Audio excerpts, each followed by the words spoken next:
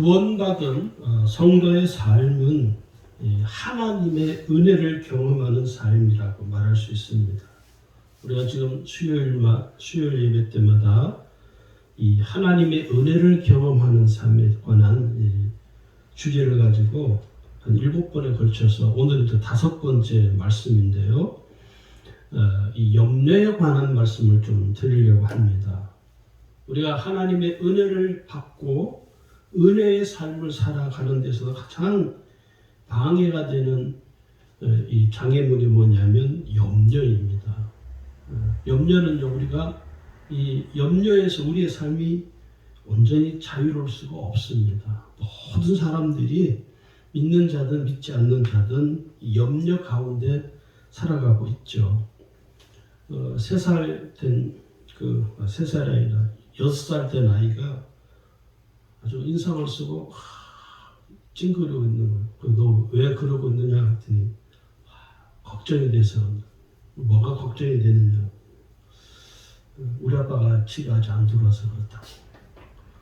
그 6살 된 아이가 아빠가 집에 일찍 안 들어오니까 그것이 염려가 돼가지고 험한 인상을 다 쓰고 있는 거죠. 이 염려는요, 6살짜리도 염려하고 70이 된 할아버지도 염려하고 산다는 것이죠. 그래서 오늘 이 염려에 관한 말씀을 좀 드리려고 그러는데, 성경은 오늘 우리에게 뭐라고 말하냐면, 염려한다고 해서 그 키를 한자나 더 할 수 있겠느냐. 이 염려에 대한, 쉽게 말하면 염려가 무가치하다는 것을 말하는 것이죠. 그러면서 마태복음 6장에 가면요, 오늘 읽은 본문이기도 하죠. 여기 25절에서 쭉 읽어보면 25절에 뭐라고 말하냐면, 목숨을 위하여 무엇을 먹을까, 무엇을 마실까, 몸을 위하여 무엇을 입을까 염려하지 말라. 주로 우리가 염려하는 모든 것들이 여기에 다 들어가 있는 거죠. 먹는 것 때문에 염려하고, 마시는 것 때문에 염려하고, 입는 것 때문에 염려하고, 의식주에 관련된 모든 삶의 문제로 인해서 우리는 염려하며 살아가고 있다는 것이죠. 제가 전도사 시절에 부산에서 5년 동안 사역하면서 지금 생각하면 참 은혜로웠던 것 같아요. 그때는 양복 한 벌밖에 제약이 없었거든요. 그 옷이 춘추복이었는데 여름에도 그 옷을 입고 한겨울에도 그 옷을 입고 생활을 했습니다. 사람들은 제가 양복 한 벌 입고 사계절을 지낸 줄 모르죠. 근데 제가 그 교회 사역을 마무리하고 여기 울산으로 올 때, 지금은 그분이 아마 은퇴를 하셨는데, 강단 전도사님이라고, 제가 있을 때는 저희 교회 사무 간사 일을 보셨는데, 그분이 저 모르게 저희 사모를 데리고 가서 양복을 한 벌 저희 선물을 해줬어요. 그 제가 조금 충격받고 감동받는 게 뭐냐면, 아니 아무도 내가 양복 한 벌 입고 생활한다는 걸 아무도 몰랐는데 그 집사님은 유독 저를 이렇게 눈여겨봤던 것 같아요. 그러면서 저에게 그러시더라고요. 어떻게 전사님은 여기서 5년 동안 계시면서 어떻게 양복 한 벌 가지고 이렇게 사셨냐고. 그 이야기를 듣는데 괜히 마음이 좀 이게 짠해지더라고. 근데 제가 한 번도 그 교회에서 5년 동안 사역하면서 양복 한 벌 때문에 내가 막 초라해지고 그런 적이 단 한 번도 없었습니다. 그때는 정말 하나님의 은혜라고 생각해서 깊은 마음으로 사역을 했죠. 근데 얼마 전까지가 아니라 언제부터인가 제가 사역을 하면서 그런 생각이 드는 거예요. 제가 50 이렇게 넘어가면서 어떤 생각이 드냐면, 내가 은퇴한 후에 내가 어떻게 될까?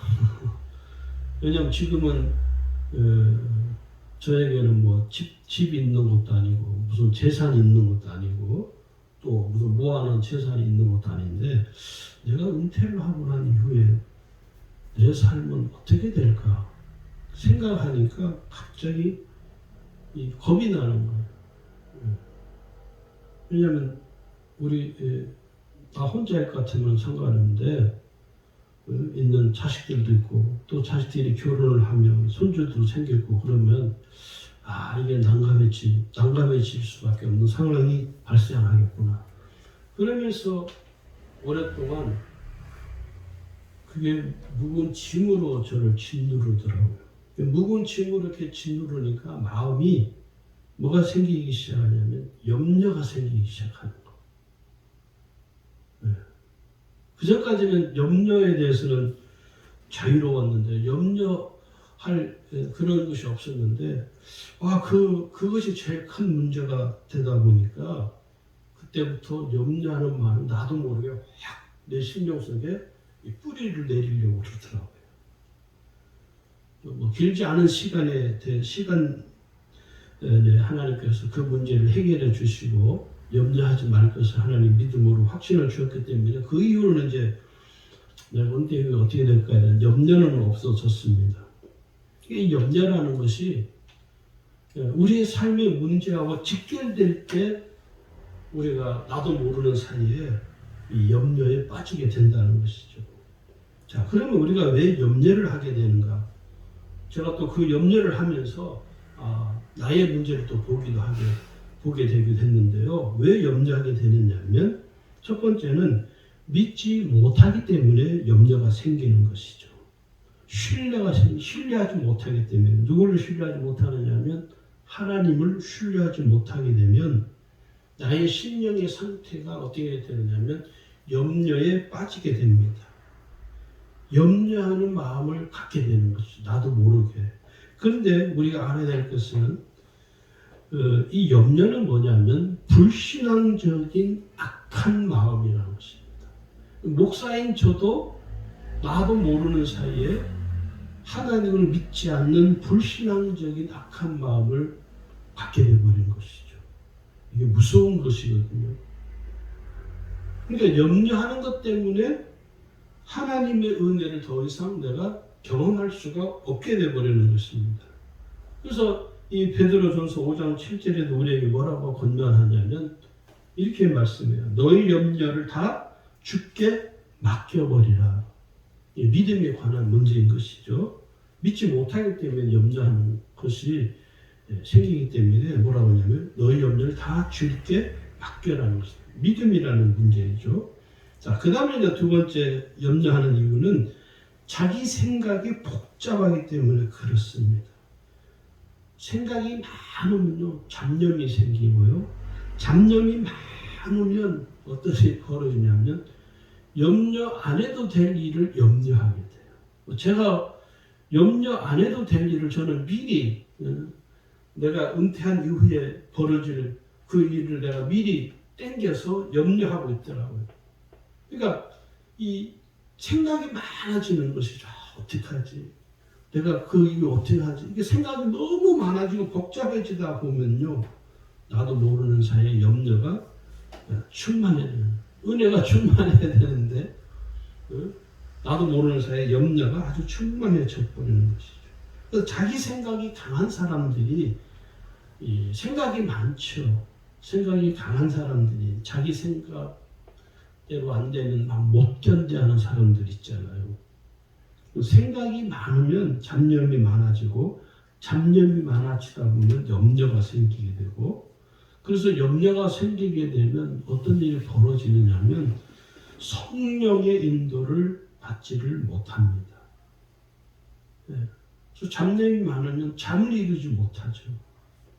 그래서 이 잡념은 마귀에게 내가 틈을 제공하는 꼴이 되어버리죠. 오늘 성경 우리가 원하면 마귀에게 틈을 제공하지 말라는 거예요. 틈을 보이지 말아야 되거든요.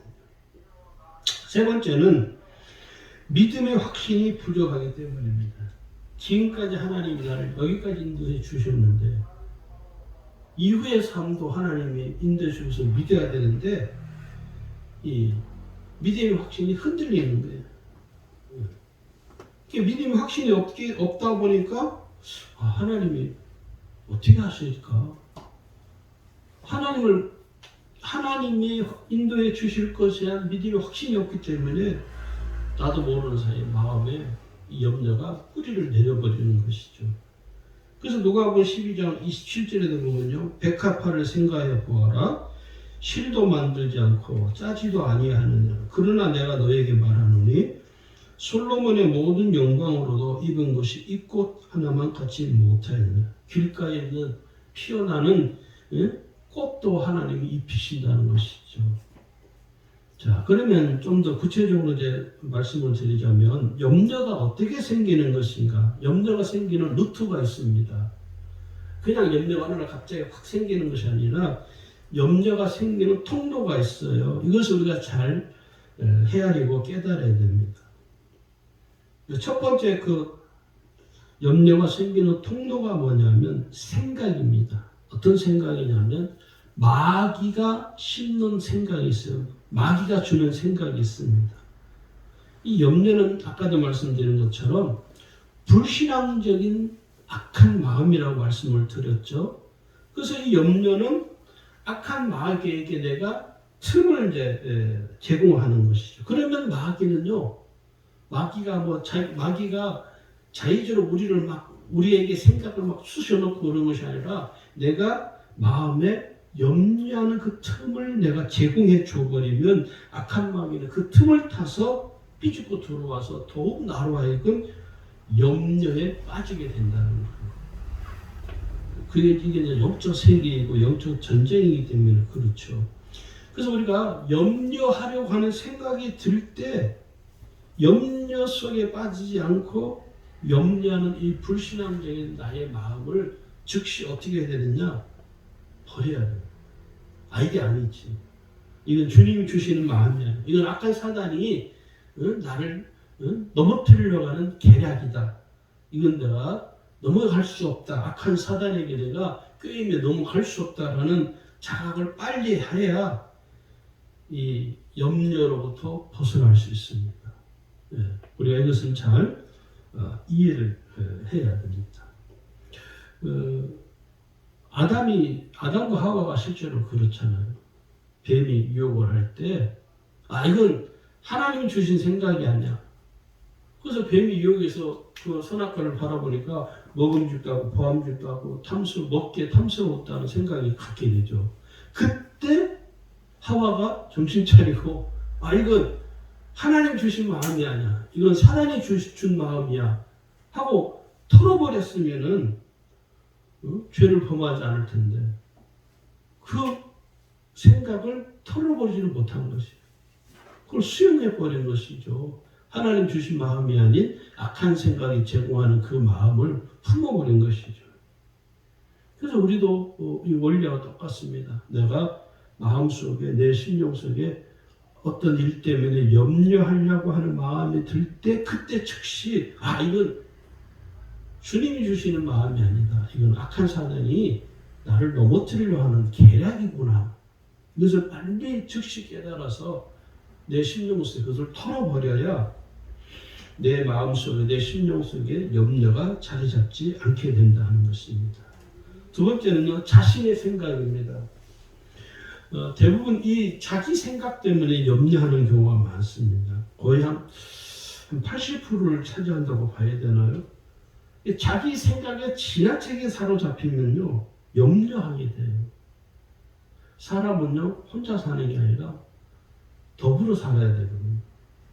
그래서 어떤 마음이 어떤 염려가 될 만한 일이 생기면 제일 좋은 거는 지금 내가 염려가 되려고 하는 이 마음, 이 생각들을 가족들하고 나눠야 돼요. 타인하고 나누는 것보다는 자기 가족들하고 또 믿음이 좋은 믿음이 신실한 사람들과 그것을 나누어야 돼요. 그래서 내가 지금 이런 일로 인해서 염려하는 마음이 생기려고 하는데 어떻게 하면 되겠냐라고 믿음의 권면을 자기가 받으려고 자기를 오픈해야 됩니다. 그래야 그 염려에 빠지지 않게 돼요. 그런데 대부분 보면 자기 생각이 너무 지나치게 강하기 때문에 그러지를 않거든요. 그래서 우리 이제 감리교는 이제 속회가 있는데 요즘은 이제 속회라는 말을 안 쓰고 여러 가지 목장 또 마을 공동체 이런 표현들을 써서 하죠. 근데 그 소모임에서 이렇게 이제 자기 삶을 나누는 거 그게 참 중요합니다. 그래야 거기서 내가 지금 이런 어려움이 있는데 이 어려움을 내가 어떻게 하면 마음이 참 힘들다. 그러면 서로 그 부분에 대해서 함께 나누고 또 서로 기도해주고 그러면서 내가 힘든 마음, 염려가 생기려고 하는 나의 삶에서 벗어날 수가 있다는 것이죠. 그래서 자기 생각이 강한 사람들은 다른 성도들의 믿음의 권면도 잘 듣지 않습니다. 그리고 심지어 담임 목사의 권면도 받아들이지 않죠. 그런데 대부분은 심령이 부드러운 사람, 마음이 그 성경적인 표현을 쓰면 마음의 밭이 좋은 사람들은 그걸 받아들이죠. 다른 성도들의 권면도 받아들이고 그러면서 그 문제에서 벗어날 수 있는 것이죠. 여러분 잘 아시는 거죠. 12명의 정탐꾼들의 스토리입니다. 이 12명의 정탐꾼들이 모세가 12명의 정탐꾼을 보냈습니다. 가나안 땅을 정탐을 하러. 그리고 돌아와서 그 결과에 대한 보고를 하는데 이 결과에 대한 보고를 할 때 두 부류로 나뉘어지잖아요. 10명의 정탐꾼들은 안 된다. 불가능하다. 저 땅에는 들어갈 수가 없다. 우리가 저 땅을 도저히 취할 수가 없다. 그 사람들 너무 강대하고 너무 커서 우리는 꿈도 못 꾼다. 우리는 그 땅을 취하다가는 다 몰살당할 수 있다고 이야기를 하죠. 그런데 여호수아와 갈렙은 전혀 다른 보고를 하죠. 아니다. 우리는 그 땅을 취할 수 있다. 그러니까 백성들이 의견이 이제 두 개의 의견으로 나누어지니까 어떻습니까? 거의 대부분 백성들은 누굴 따를 어느 쪽을 택합니까? 10명의 정탐꾼들을 지지합니다. 졸지에 여호수아 칼렙은요 이상한 사람이 되어버린 것이죠. 그래서 우리가 주목해서 보아야 될 것이 뭐냐면 이 10명의 정탐꾼들이 보고한 그 내용들은 뭐냐면 자기 생각. 12명이요 같은 시간에 같은 장소를 보았는데 보고 난 이후에 생각이 두 부류로 나뉘어졌잖아요. 그러니까 10명의 정탐꾼들이 보았던 그것은 자기 생각으로 본 거예요. 자기 생각이 충만한 거죠. 근데 여호수아 갈렙은 자기 생각이 아니라 하나님 생각. 아니다. 하나님이 우리를 위하여 예비하셨다. 하나님께서 그 가나안을 정복할 수 있도록 하나님이 주도해 주실 것을 이 여호수아 갈렙은 믿었던 것이죠. 하나님의 생각을 지지하는 것이고 10명의 정탐꾼은요.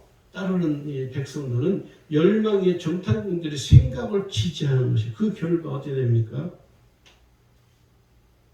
여호수아 갈렙만 가나안 땅에 들어갔습니다. 정탐꾼들 중에.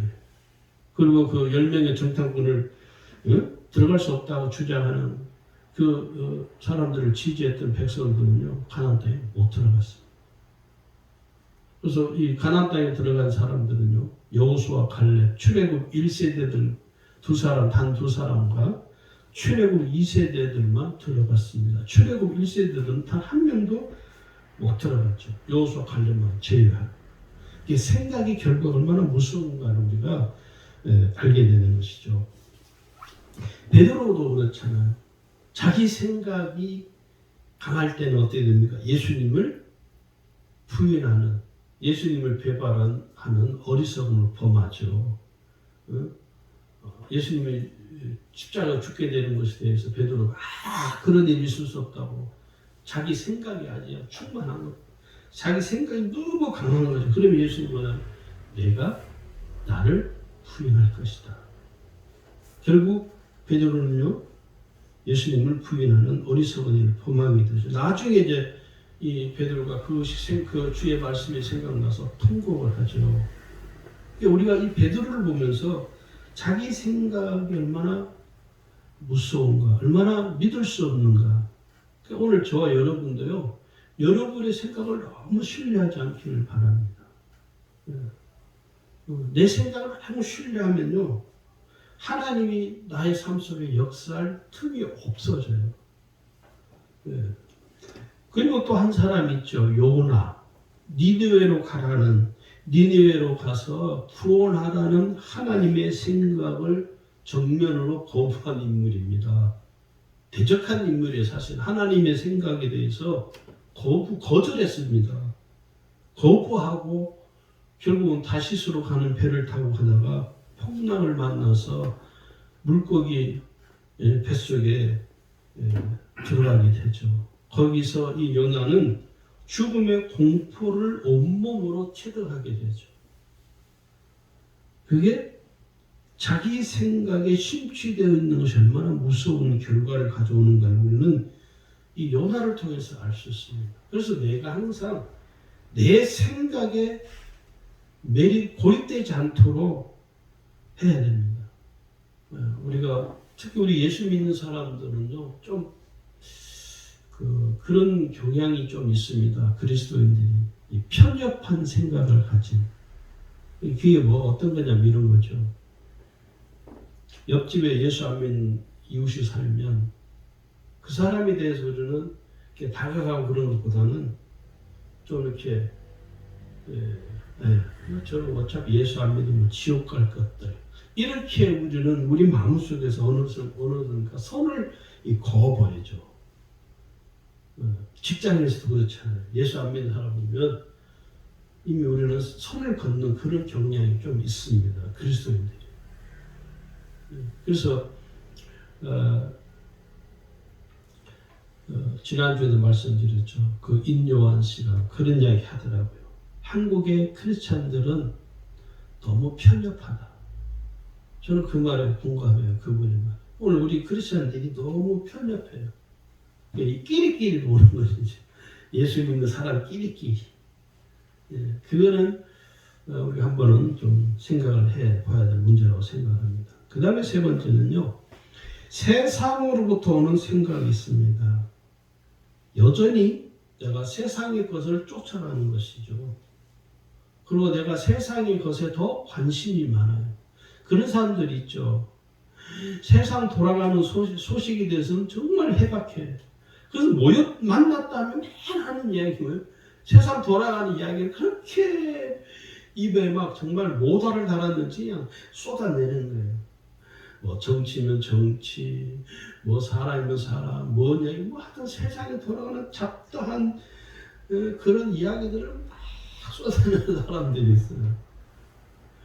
그런데 그런 분들 내가 이렇게 배우면서 그런 분들 입에서 성경에 관한 이야기를 하는 건 한 번도 들어본 적이 없어요. 믿음에 관해서, 신앙에 관해서, 예수님에 관해서, 신앙에 관한 이야기를 하는 걸 한 번도 들어본 적이 없어요. 매일 오면은 만났다면 세상 돌아가는 일들에 대해서, 뭐 정치에 관해서 막 입에 거품 물고 막 눈에 불을 켜고 이야기하는 거예요. 그래서, 이게 왜 그러냐면, 세상으로 도는 것에 대해서 이 세상에서 얻어지는 생각이 너무 민감하고 거기만 붙들고 있는 것이죠. 근데 여러분 우리가 이 세상 돌아가는 어떤 일도 우리가 분별하고 알아야 되겠지만 너무 지나치게 세상이 너무 민감하게 그렇게 쫓아가면요. 내가 믿음의 생각보다는요. 세상에서 들려지고 내가 세상에서 보았던 것으로 내 생각이 채워지게 됩니다. 그러면 신앙이 온전한 믿음 생활을 하는 데는요 어려움이 있을 수밖에 없습니다. 왜냐하면 우리는 사람은요 생각한 대로 행동하게 돼요.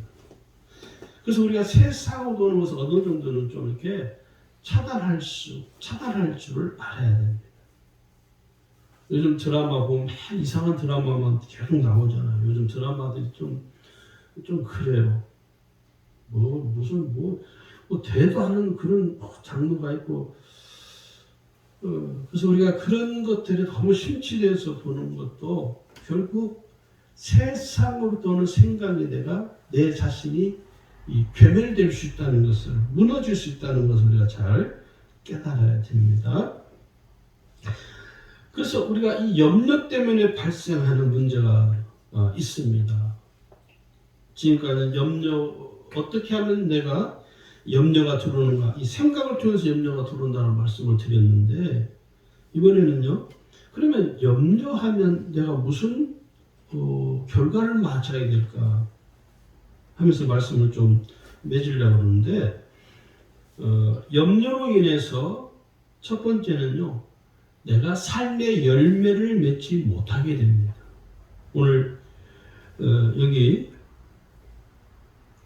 삶의 열매를 맺지 못하는 것 중에 누가 8장 14절에 보면 가시떨기에 떨어졌다는 것은 이 말씀을 들은 자니 지내는 좀 이생의 염려와 재리와 일락의 기운이 막혀 온전히 결실치 못하는 자요. 길을 냈죠. 삶의 열매를 내가 맺지를 못하는 것이죠. 두 번째는요, 타성에 빠지게 됩니다. 염려가 지나치면, 염려 속에 내가 들어가 빠지게 되면 나의 삶이, 나의 신앙이 타성에 빠지게 돼요. 신앙생활이 타성에 빠지면 뭐가 생기냐면 기쁨이 사라져버려요. 신앙생활 하는 기쁨이 사라져버려요. 그럼 이게 위험한 것이죠. 그리고 하나님과의 관계가 불편해지고 멀어지게 됩니다. 그리고 마음이 굳어지고 감동과 감격을 쉽게 받지 못해요. 은혜를 사모하고 은혜를 받는 것에 대해서 마음이 이미 굳어져 버리는 것이죠. 딱딱해지는 것이죠. 그러면 그 이미 타성에 빠진 것이라고 보면 틀림이 없습니다. 그 다음에 세 번째는 침륜에 빠지게 되는 것입니다. 침륜은 뭐냐면 깊은 수렁과도 같은 것입니다. 그 수렁에 빠지면 몸을 움직일수록 그 수렁 속으로 더 빨려 들어가요. 헤어나올 수가 없어요. 누군가가 도와주지 않으면, 누군가가 그에게 도움의 손길을 뻗쳐주지 않으면 자기 힘으로는 그 수렁에서 빠져나올 수 없습니다. 이게 침륜이 가지고 있는 위험성이죠. 오늘 히브리 10장 39절 우리에게 말하기를 우리는 뒤로 물러가 침륜에 빠질 자가 아니요 오직 영혼을 구원함에 이르는 믿음을 가진 자니라. 우리 자신이 심령이 침륜 속에 수렁에 빠지지 않도록 우리가 늘 우리 자신을 경계해야 할 줄로 믿습니다. 오늘 저와 여러분이 남은 한 주간 이후부터 염려하는 삶이 되지 않기를 주의 이름으로 축원합니다.